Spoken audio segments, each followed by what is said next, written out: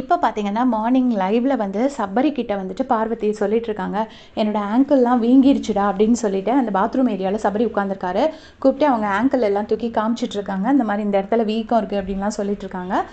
எதுல அந்த ஆங்கிள் வீங்கிருக்குன்னு சொல்றாங்க அப்படிங்கிறது எனக்கு தெரியல. மேபி அந்த கமருதீன் பாக்கெட்டுக்குள்ள பால் போட்டாருன்னு அத புடுங்கறதுக்கு போயிருப்பாங்கல்ல, அப்ப டிஃபெண்ட் பண்ணும்போது கீழ விழுந்திருப்பாங்க. மேபி அந்த இதுல உள்ள அடிய சொல்றாங்களான்னு தெரியல. அப்புறமா நான் வந்து சொல்லியிருந்தேன், முந்தின வீடியோல டீட்டெயில்டா ஒரு வீடியோ போட்டிருக்கேன். பாருக்கும் கமருதீனுக்கும் இன்னைக்கு நைட் ஒரு பயங்கரமான சண்டை நடந்துச்சு அப்படின்னு.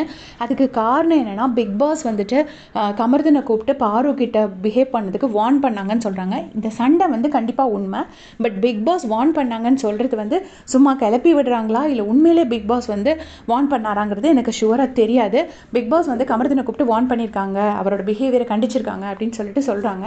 ஸோ இதை ஃபஸ்ட்டே அவர் வந்து பேசாமல் அரோரா கூட இருந்திருந்தா இந்த அளவுக்கு நிலமை முத்திருக்காது. அவர் பாட்டுக்கு ஏதோ ஒரு சண்டே போட்டுட்டு ஜாலி பண்ணிட்டு ஏதோ ஒரு மாதிரி அந்த பிக் பாஸ் இது ஓடி இருக்கும்.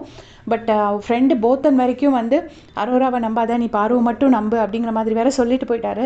ஸோ இன்னுமே அவருக்கு வந்து ஃபுல்லாக டவுன்ஃபாலாக தான் இருக்குது. இப்போ என்ன பிரச்சனைனா, நேற்று ஈவினிங் வந்துட்டு சபரிக்கிட்ட போயிட்டு பாரு சொல்கிறாங்க, நம்ம இன்னும் கொஞ்சம் நல்ல ஒரு ஃப்ரெண்டாக இருந்திருக்கலாம் அப்படின்னு நான் நினைக்கிறேன்.